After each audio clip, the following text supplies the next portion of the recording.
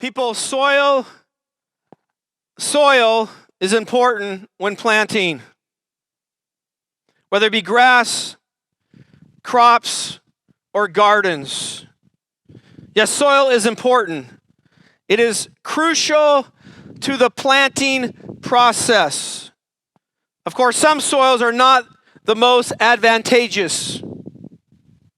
And having moved around somewhat in my life, not as much as you military people, but I can claim some moves in my life. I've experienced some of the different types of soil in our country.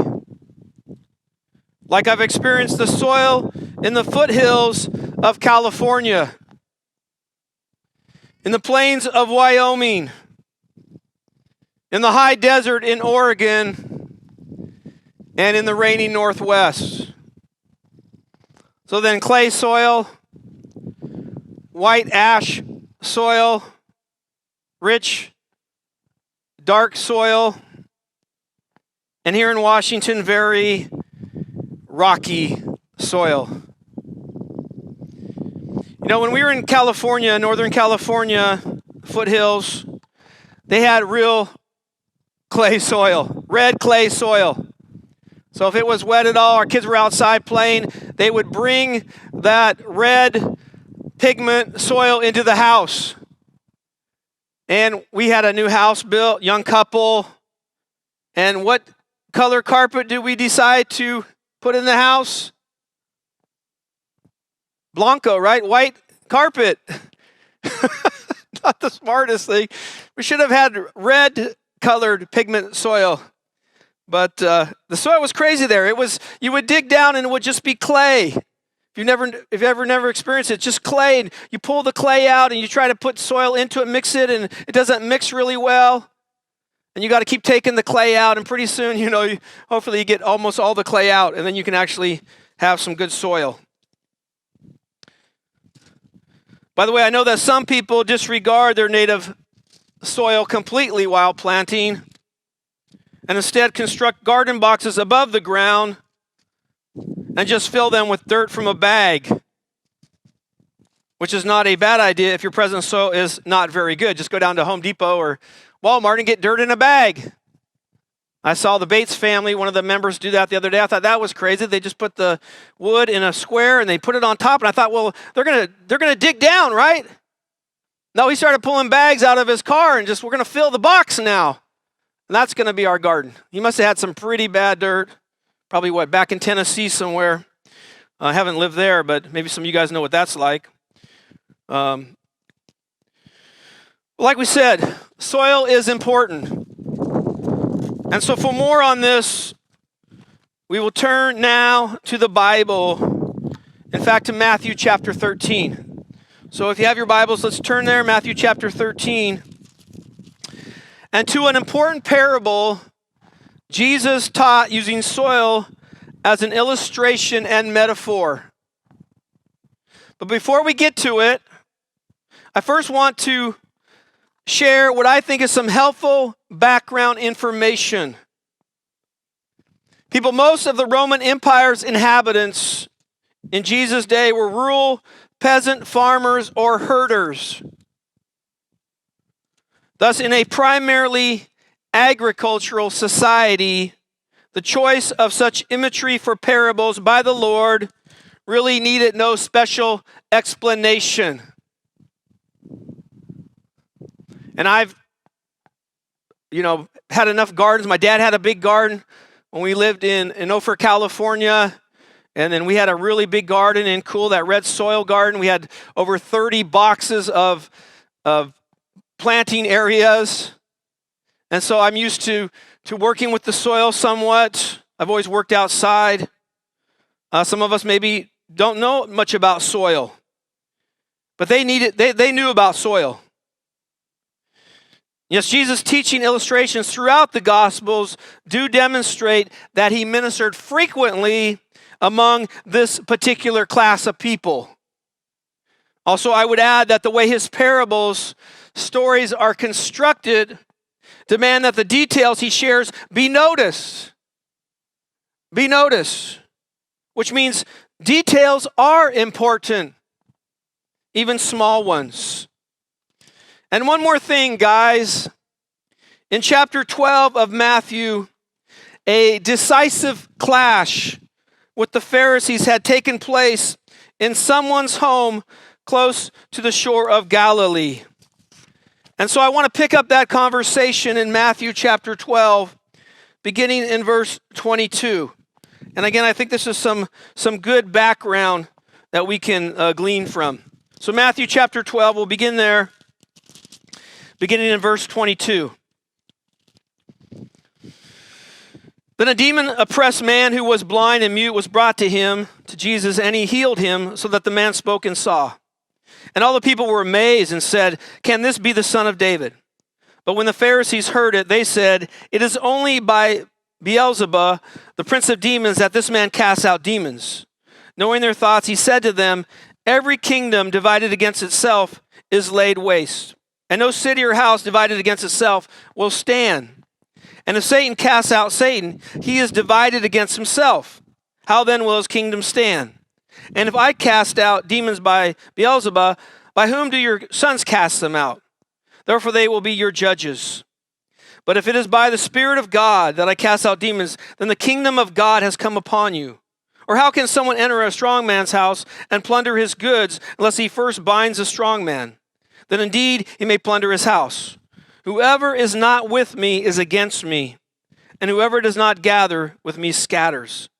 Therefore I tell you, every sin and blasphemy will be forgiven people, but the blasphemy against the Spirit will not be forgiven.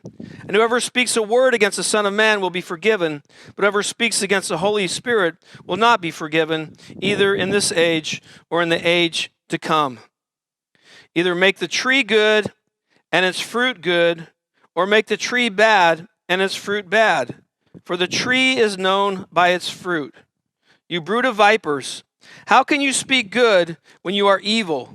For out of the abundance of the heart the mouth speaks. The good person out of his good treasure brings forth good, and the evil person out of his evil treasure brings forth evil. I tell you, on the day of judgment, people will give account for every careless word they speak. For by your words you will be justified, and by your words you will be condemned. Guys, Jesus says the tree is known by its fruit. Also he says, for out of the abundance of the heart the mouth speaks. The good person out of his good treasure brings forth good. Well, so shortly after this encounter and others with the Pharisees, Matthew chapter 13, verse 1 begins with, that same day, Jesus went out of the house and sat beside the sea, and great crowds gathered about him, so that he got into a boat and sat down. And the whole crowd stood on the beach. And he told them many things in parables, saying, a sower went out to sow. And as he sowed, some seeds fell along the path, and the birds came and devoured them. Other seeds fell on rocky ground, where they did not have much soil, and immediately they sprang up, since they had no depth of soil. But when the sun rose, they were scorched, and since they had no root, they withered away. Other seeds fell among thorns, and the thorns grew up and choked them. Other seeds fell on good soil and produced grain, some 100-fold, some 60, some 30. He who has ears, let him hear. Well, people, I will try my best to focus here on the story and the details itself, leaving its spiritual implications alone until we move on to verse 18 and Jesus' own explanation of the parable as given by Matthew. So back to verse 1, chapter 13. That same day, Jesus went out of the house and sat beside the sea. Friends, here we have Jesus, the Lord, sitting by the lake and taking the normal position of a rabbi or teacher, sitting down. So if you ever have seen David Platt preach, he sits down behind the pulpit and preaches. And I can't do that. I can't sit there. I can't sit long in my own house. I got to get up and do something. So I would never preach like that. I can't do it unless my legs were broken. By the way, rabbis commonly taught in parables to communicate their points. And so Jesus, like he did throughout his ministry, here on this day, teaching others about the kingdom so that they might then teach others as well. And something for us all to think about this morning. Not that I'm Jesus, but these are Jesus' words. Verse 2. And great crowds gathered about him so that he got into a boat and sat down, and the whole crowd stood on the beach. Well, guys, we know that Jesus often drew large crowds or groups of people, all trying to move as close to him as they possibly could. And I'm sure we would have done the same thing. If Jesus was up here this morning, you guys wouldn't be sitting way up on the hill. We would all be down here, gathering around, as close as we could get to the Lord. By the way, this is the only one of 5 major discourses in Matthew that is addressed to the crowds in general. So yes, hard to believe, but true. Mostly he spoke to the disciples. Well, so apparently the crowd was so large that he got into a boat and sat down. Thus Jesus gets in a boat, not to get away, but to give way to the overcrowding. He had no room to teach. So he needed the necessary space to speak to all that have gathered. Of course, Jesus, the main speaker, would then be easier to hear and easier to see. And of course, we built this stage like this so you guys could all see me fairly easily, no matter where you are. A lot of times stages are built up and people are sitting down, but here, because of the grounds we have perfectly, you can look down on the stage and everybody can see. Even you guys way up on the patio. Can you see me? John's going, where's he at? Where's he at? Where's my glasses? Of course, Jesus again, the main speaker.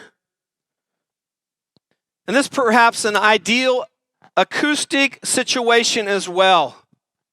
When you think about the breezes that come off the water to the shore, you know, we have wind here, but I think the wind is going everywhere, messing with our mic. But if I was on a boat in the water and people were on the shore, the breeze normally goes on shore, and what a beautiful acoustic situation that would be. The whole crowd on the beach. So again, perhaps we can picture the scene. Jesus sitting and speaking from the boat while the crowd lines the shore to listen to him. One commentator stating, the hills overlooking parts of the Galilean shore would form a natural amphitheater, and if there were even a slight onshore breeze, Jesus' voice would carry so that thousands might hear him clearly. So I imagine Jesus had a preacher's voice. When he taught, his voice would then carry in the breeze and all could hear. Still, and from this point on, only those willing to listen faithfully would get the message. Verse 3. And he told them many things in parables, saying, a sower went out to sow. Well, saints, if you missed last week's sermon, I'll give you a basic definition of a parable. A parable is a figure of speech in which a moral or spiritual truth is illustrated by an analogy drawn from everyday experiences.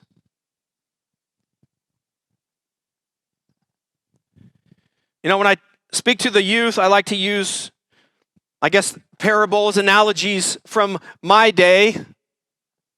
Of course, most of them can't relate because everything's changed so much.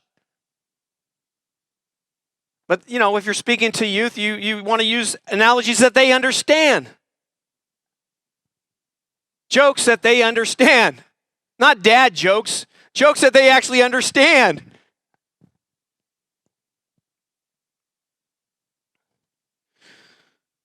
So like using the setting of agriculture and the many analogies that can be drawn from that realm. And again, Jesus spoke to that crowd quite a bit, and he used a lot of those type of analogies. Of course, these parables by Jesus presenting truths about the kingdom in the present day, speaking to the crowd. And so begins the parable of the sower, or what is the traditional German title, and us Germans got it right when they titled it the parable of the 4 types of ground. That would be a great title for this. The parable of the 4 types of ground. Well, Jesus begins by saying, a sower went out to sow. A farmer could either cast the seed by hand. I'm sure many of us have done that. Or let it trickle from holes in a sack carried by an animal. So the seed was in a sack, had holes, and as the animal moved along, the seed fell out. When we seeded this grass, I was thinking about this. We were just going around with those, what do they call it, whirly birds? It goes everywhere. And I'm always, I'm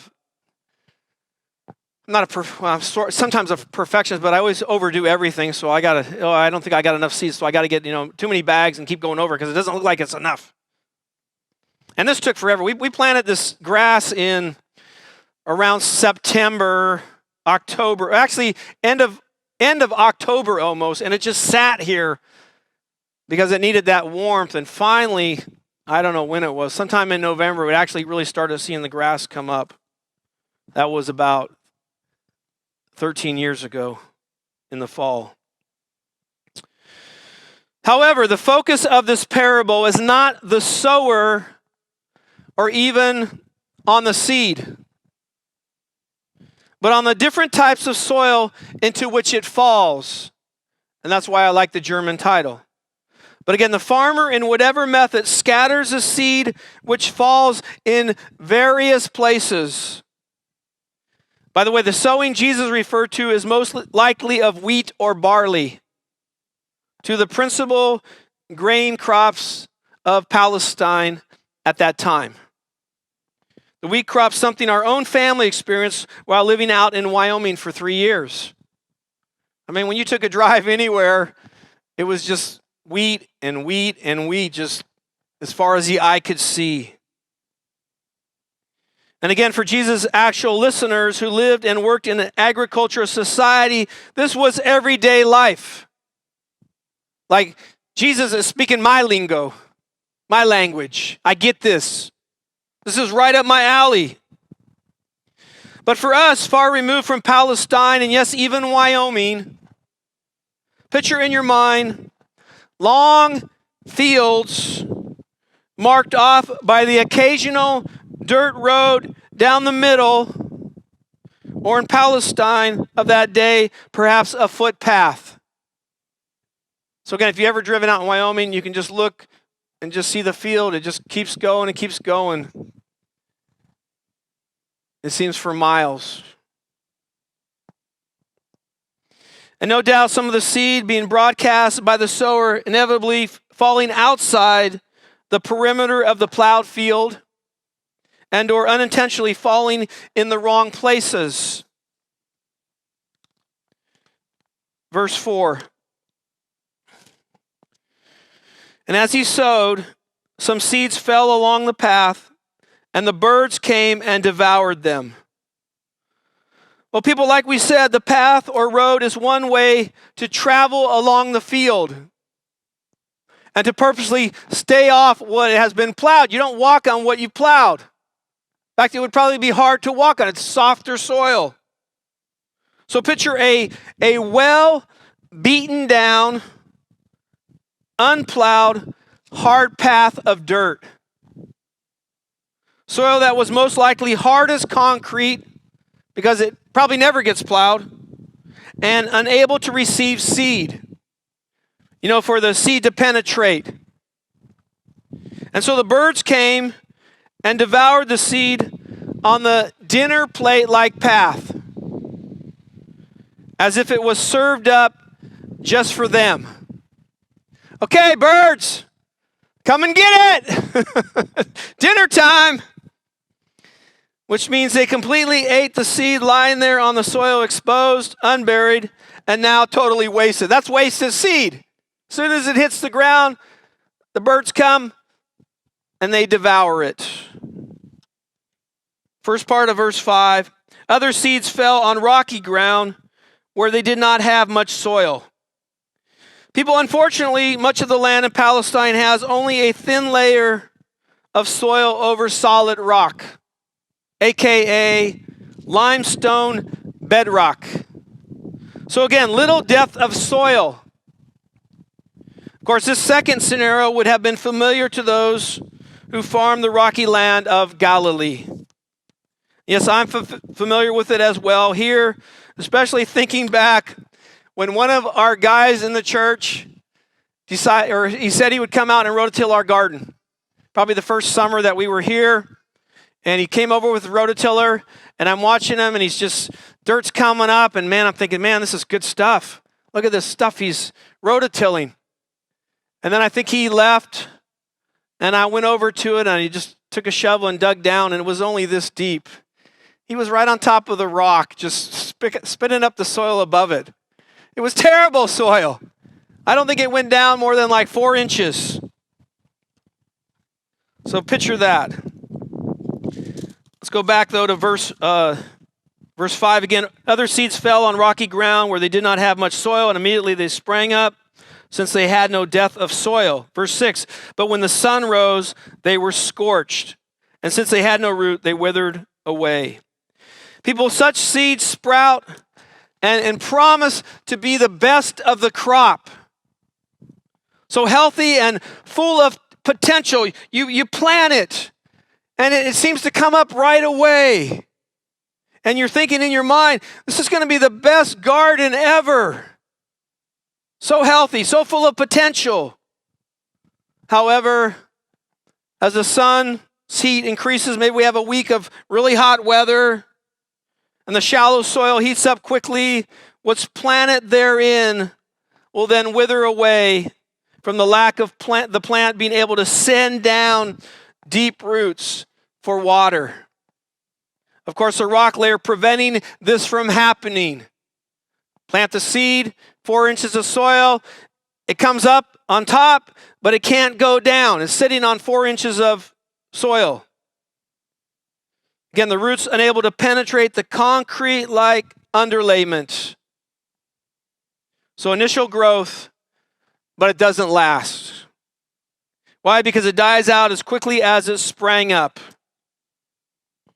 Verse 7. Other seeds fell among thorns, and the thorns grew up and choked them. Guys, this seed falls into the soil. You get the seed in there, but it's occupied with thorns that will eventually deprive the new plants of space, needed sun, and nourishment. I mean, the new crop of plants about to be choked out by the corrupt competition. Like, you're not going to grow here. This is our space. We were here before you, and you are not going to establish yourself. But so now we have, so far, is 3 types of soil. And here's a progression. The first seed never started. The second seed started well, but did not survive. The third seed may survive, but will produce nothing. You see the competition squeezing the very life out of it. It just can't do much as the weeds choke it. And so the bottom line being, none of the seed in these soils are of any use to the farmer. None of the seed. Well, so in contrast with the apparent three scenes of failure, we now consider the seed which grows and is productive. Verse 8, other seeds fell on good soil and produced grain. Saints, this is fertile soil. The soil in which roots will penetrate deeply. This is dark soil. This is good soil. This is clean soil, free from weeds, and with room for the crop to thrive. The roots can go out, they can go down. What would be termed prepared soil. It's been plowed, perhaps it's been fertilized. This is where the seed needs to fall. And thus the seed that lands here produces an abundant crops of various yields. Some 100-fold, some 60, some 30. And people, these yields are probably on the scale of normal to very good. To very good. Perhaps even tremendously good. What a harvest. What a crop this year. The point is, they are producing grain because of the good soil the seeds were sown in. Well, Jesus ends with this, verse 9. He who has ears, let him hear. Guys, this is an imperative command to pay careful attention. Like Jesus saying to all of us this morning, if you have ears, hear. If you have eyes, see. Listen to this. Use your ears and listen. So again, Jesus' final exhortation, warning his hearers and Matthew's readers that the parable needs careful interpretation. Of course, not everyone has ears to hear. Not everyone has ears to hear. And it is only those who will be successful in understanding Jesus' sayings. If you don't have ears to hear, you will not understand this. You will walk away and say, Pastor Matt was talking about gardening today. I have no idea what he was talking about. Or maybe you do, and yeah, let's talk gardening.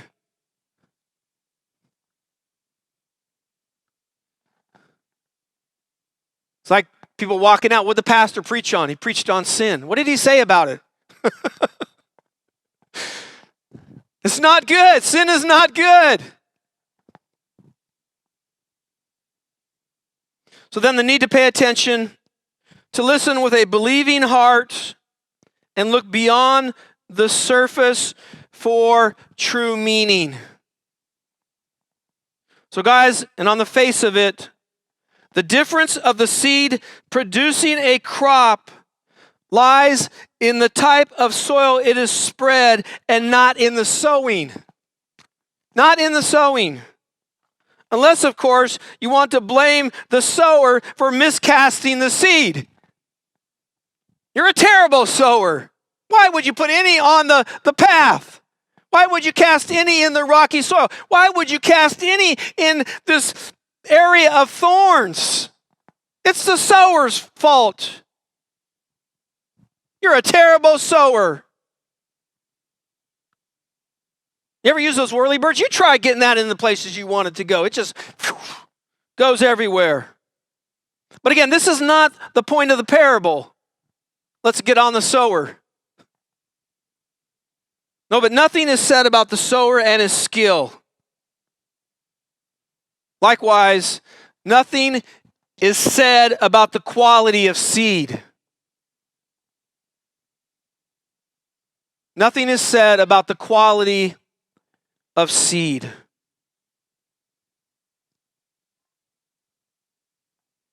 Why? Because the lesson Jesus is teaching is all about the soil. But how about we let him explain further? So let's go to verse 18 now. Verse 18. Jesus begins, "Hear then the parable of the sower." Guys, Jesus now asks his disciples to listen to an explanation of the parable of the sower. "You therefore hear as I interpret it for you." So that would be all of us saying, okay, let's listen to this. Let's listen to how Jesus interprets this. He told the parable, but now he's going to interpret it. Matthew plunging right into the significance of the various soils. Verse 19. "When anyone hears the word of the kingdom and does not understand it." Let's stop there. People, in the various cases that Jesus now mentions, the message is heard. The message is heard. Remember Jesus sitting in the boat, sitting down, the crowd on the shore. They hear Jesus. They hear Jesus is saying something. They hear it. So the message is heard, the message of the kingdom, the gospel message, the good news of the kingdom. However, what matters is what happens next, what follows. What follows. Thus, the failure of the first seed to penetrate the soil symbolizes a lack of understanding. However, and before we go any further, we need to know that the soil in this parable is a picture of the human heart. The human heart. You say, how do we know that? Is that your interpretation, Pastor? Well, no, let's go back to verse 19. "When anyone hears the word of the kingdom and does not understand it, the evil one comes and snatches away what has been sown in his heart. This is what was sown along the path." So then the first soil, that which is along the path, refers to those who hear the message about the kingdom, but like hardened, concrete paths, do not let the truth penetrate their heart. Their heart is like a dinner plate. It's like concrete. And thus, before any understanding is achieved, the evil one has snatched the message away. It's come down and snatched the message away before it even penetrates the heart. And guys, the birds we read about back in verse 4 regularly symbolize evil and even demons or Satan himself. Well, so instead of taking root in the heart, the evil one comes and takes away the seed of the word. This is then a picture of a heart that is impervious to biblical truth. It's like speaking to a concrete wall. It's like sharing the message with a concrete wall. It's impervious. It just bounces off. It goes nowhere. Which means the truth cannot penetrate, much less begin to take root. And sadly, such hearts are utterly at the mercy of the evil one.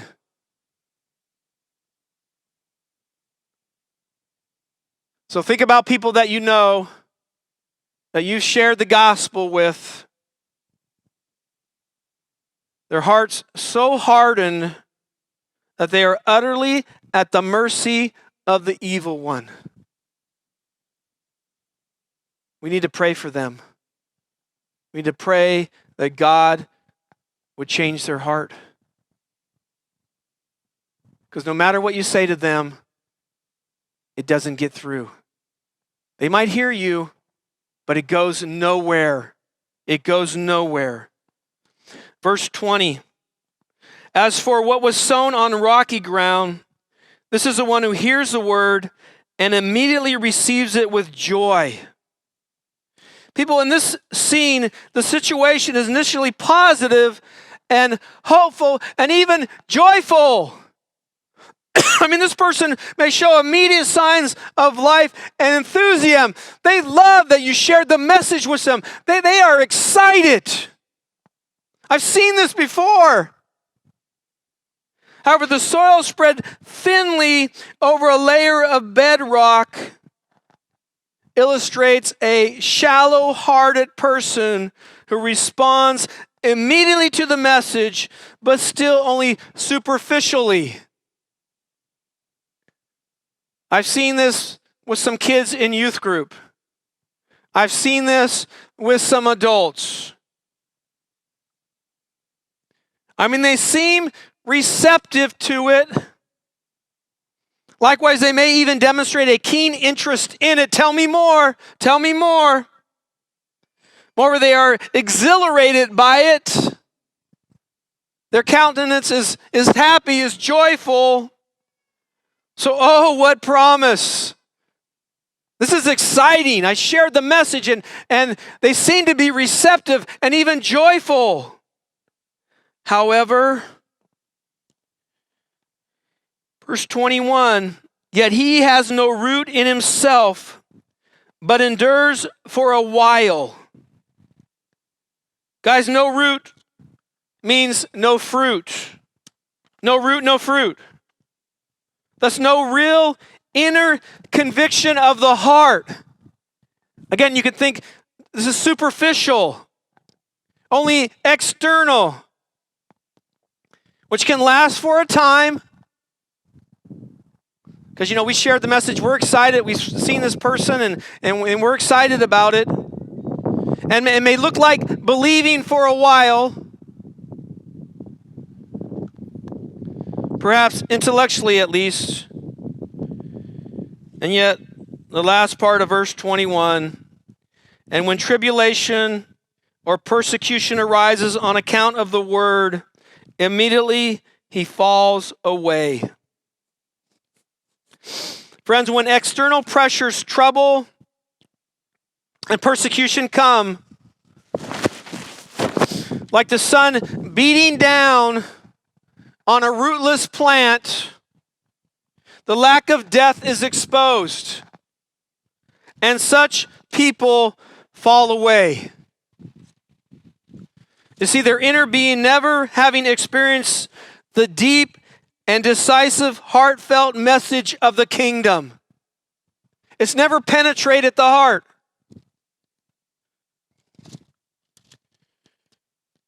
Verse 22, as for what was sown among thorns, this is the one who hears the word, but the cares of the world and the deceitfulness of riches choke the word, and it proves unfruitful. So guys, this person may seem to respond, again, positively at first to the word, which means there appears to be some initial sign of receptivity. We've seen this before. And thus some potential for future fruitfulness. And then at some point, the soil of this heart reveals its impurities. You see, the third type of soil represents a heart too enthralled or too occupied with worldly matters. And so the cares and concerns of this life take over. Such a person consumed with the things of the world. Likewise, the love of money. It says, in the deceitfulness of riches, the love of money, riches, wealth, begin to choke the word out. Of course, there is not room for both love of God and love of money to take priority in a person's allegiance. And therefore, a concern with one's possessions snuffs out the seed of the word. So again, we've seen these people probably as well. They seem to be receptive, but it's almost like they get back into the world and they have no time for God, no time for the things of God. And thus no crop for the kingdom of heaven. The world's values suffocating the truth of God's word in the heart, and therefore unfruitfulness prevails. No fruit. No fruit. Yes, and unfortunately, this is what the path hearer, the rocky hearer, the worldly hearer all have in common, which is they bring no fruit to maturity. Thus, all three varieties are nothing more than fruitless soil that represents the hearts of unbelievers, or emblematic of them unbelievers. But now we come to the person who hears the word and understands it. Verse 23. As for what was sown on good soil, this is the one who hears the word and understands it. He indeed bears fruit and yields, in one case 100-fold, in another 60, and another 30. Well, people, the interpretation, like the parable itself, ends positively. And so again, the final soil is well cultivated and termed good as it should be. This verse, a direct antithesis of verse 19. Verse 19, why? Because the understanding which was absent there, when anyone hears the word of the kingdom and does not understand it, is absent there, is now achieved in verse 23. The person understands. The person understands. Jesus here describing someone with a heart so well prepared that when the person hears the gospel, when the gospel seed is cast, he or she receives it with true understanding and genuine faith. So then, this is not to be thought of as just an intellectual grasp of truth. They understand it. No, but it is the heart absorption and cultivation and change which the message of the kingdom of heaven demands. It demands understanding. It demands heart cultivation, heart absorption. It demands heart change. There's no other way. It's not intellectual. It's not shallow receptiveness. It penetrates the heart. That's what the kingdom of heaven demands, and is true of a genuine believer. And something not yet achieved in the soil and or heart of the previous three examples. No, but here the bearing of fruit indicates the heart change. The bearing of a crop. And what a variety of productivity. Of course, we all know believers do produce different levels of fruit. And in one case, 100-fold. In another, 60. And another, 30. All believers aren't the same. We do produce different levels of crop. Again, such fruit and yields the necessary sign of genuine saving trust in Jesus. Of course, in the kingdom of God, fruit, the expected result of faith, the expected result is that fruit will be born. A believer will bear fruit. I got an apple tree up there this year, and there's no apples on it. I don't think that's a genuine apple tree. There's no apples on it. It's time to take an axe to the tree. Where's the fruit? Why am I watering this stupid tree? Why did I have Dawson trim it this last winter? Where's the fruit? Well, let's blame Dawson. He probably trimmed it wrong, right? I usually get the blame for my trimming. I don't do so well. But fruit and yields the necessary sign of genuine saving trust in Jesus. Therefore, with true faith comes real fruit. Not phony fruit, real fruit. Real fruit, not plastic fruit, real fruit. And without it then, truly there is no real understanding. A person may have read the Bible, and they might think they're a believer, but they don't really understand the Bible because God has not softened, changed their hearts. They have no understanding. Well, that was a great story. What do you got next? Well, I read the Bible, right? You wanted me to read the Bible? I read the Bible. Did you understand it?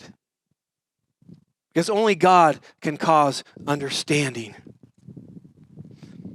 So with understanding, heart change, the desire for all believers ought to be to produce the best crop each one is capable of.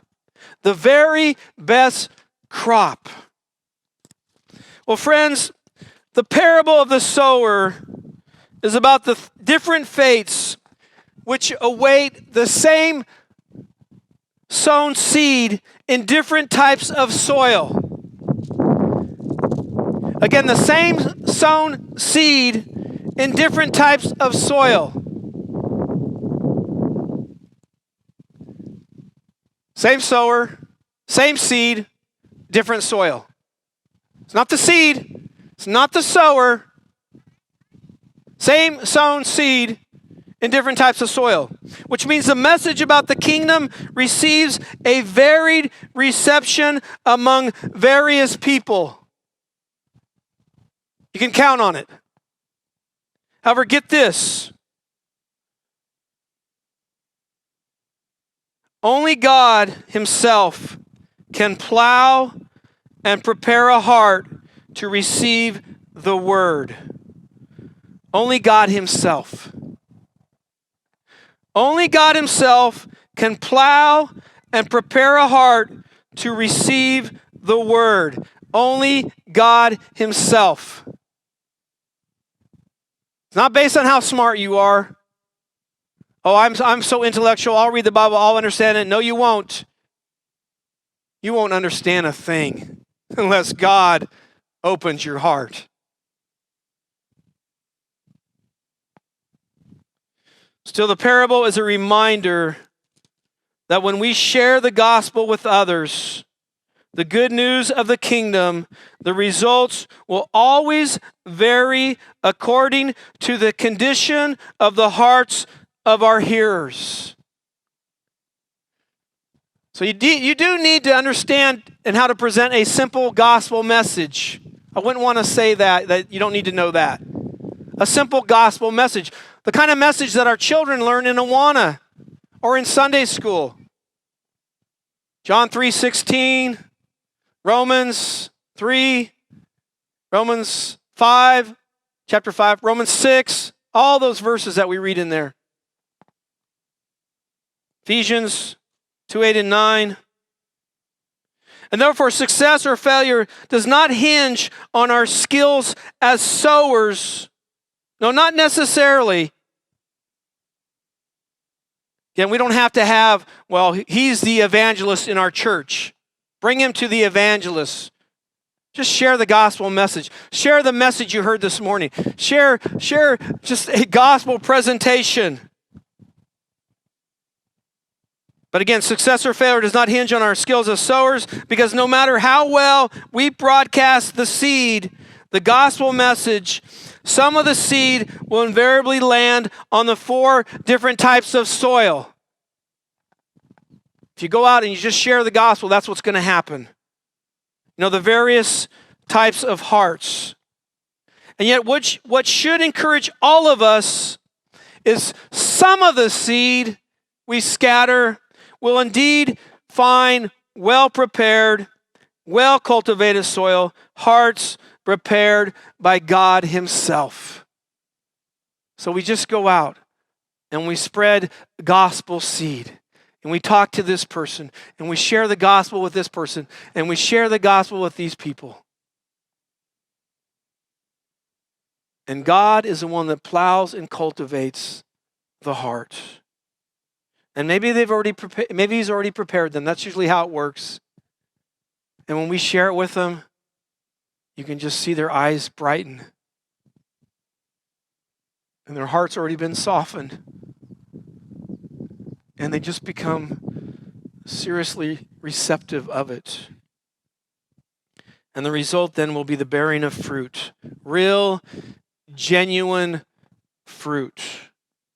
Well, so people, and like we said at the beginning, soil is important when planting. Whether it be grass, crops, gardens, or the word. Yes, soil is important. It is crucial to the planting and or proclamation process. And yes, some soil, some hearts are not the most advantageous, not in the least. We've talked to those people. Speaking of soil along the path, or rocky soil, or soil that is just full of weeds. Then they don't want to listen. They're too busy with the world. But then again, neither is native soil born into sin and spiritually corrupt. No, but what one needs is for God to sprinkle clean water on you, on them, so that they will be clean from all uncleannesses. That he would give them a new heart and put within you a new spirit. That he would remove the heart of stone from your flesh, from their flesh, and give them a heart of flesh. And that he would cleanse them from all their iniquities. And then he will say,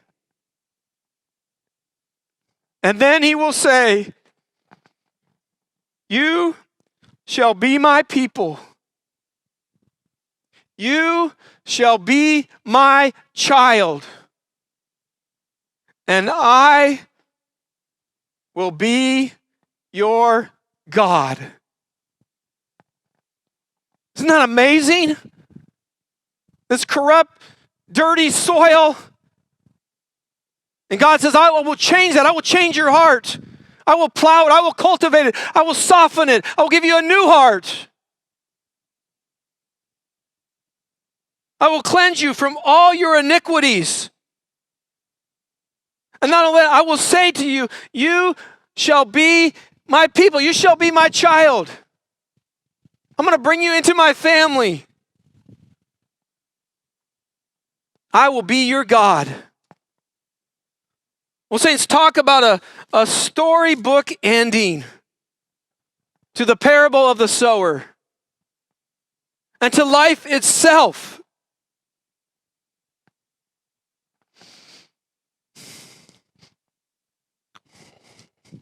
This is a storybook. If you're here today, this is a storybook. What an ending. That God has saved you, that he has changed your heart, that he's given you a new heart. You got a better story? You got a better storyline? You got a better ending to the story? I don't think so. What a great story. What a great ending. Your life and my life. Thus he who has ears, let him hear.